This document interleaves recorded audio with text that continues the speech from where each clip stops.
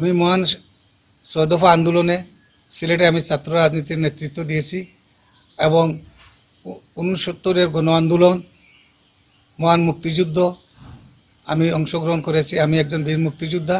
বাঙালি জাতীয়তাবাদকে প্রতিষ্ঠা করার জন্য এদেশের হিন্দু, মুসলমান, বৌদ্ধ, খ্রিস্টান সকল মানুষের অধিকার প্রতিষ্ঠা করার জন্য আমি আন্দোলন করেছি এবং সেই আদর্শে আমি অনুপ্রাণিত হয়ে আজও আমি সেই আদর্শ লালিত, সেই আদর্শকে আমি লালন করে চলছি।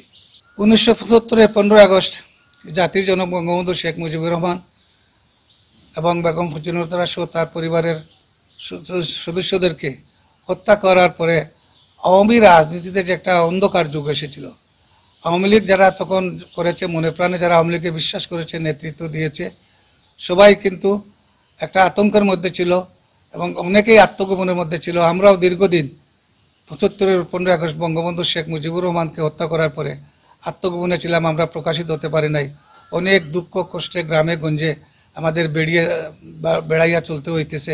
জাতির জনক বঙ্গবন্ধু শেখ মুজিবুর রহমান কন্যা জননেত্রী শেখ হাসিনা যদি ১৯৮১ সনে দেশে না আসতেন, তাহলে আজকের এই আওয়ামী লীগকে আমরা দেখতে পারতাম না।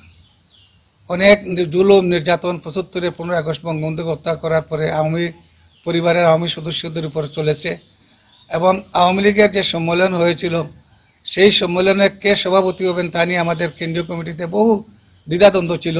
পরবর্তীতে সবাই জাতির জনক বঙ্গবন্ধু শেখ মুজিবুর কন্যা জননেত্রী শেখ হাসিনাকে আওয়ামী লীগের সভানেত্রীর দায়িত্ব দেওয়ার কারণেই এবং তিনি জীবনের বাজি রেখে রিস্ক নিয়ে তিনি এই দেশে আসার কারণেই আওয়ামী লীগ ঘুরে দাঁড়িয়েছে।